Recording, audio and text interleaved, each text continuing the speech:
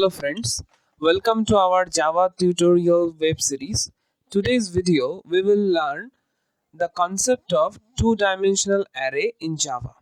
Two-dimensional array is an array which is containing two different arrays.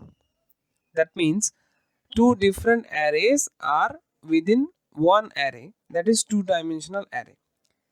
So we will declare here a string type array which is start and which are containing some different student names.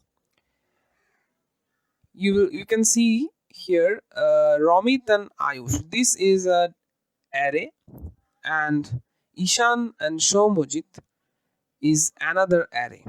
So these two different arrays are in one array, that is start. Then how we will call it?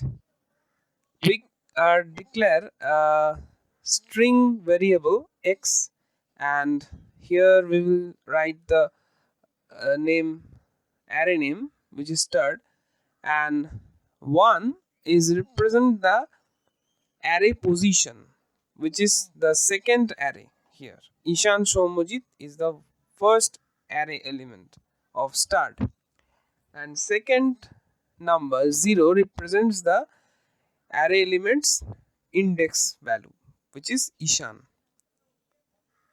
So we can if we run it, then the output will be Ishan. 0 represents the value Ishan. So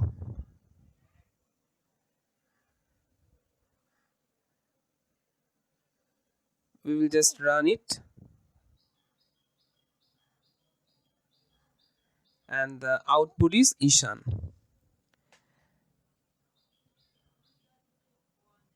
Okay, now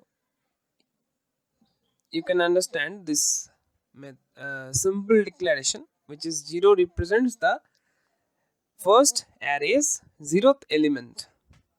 So we will change it as 0 and 1.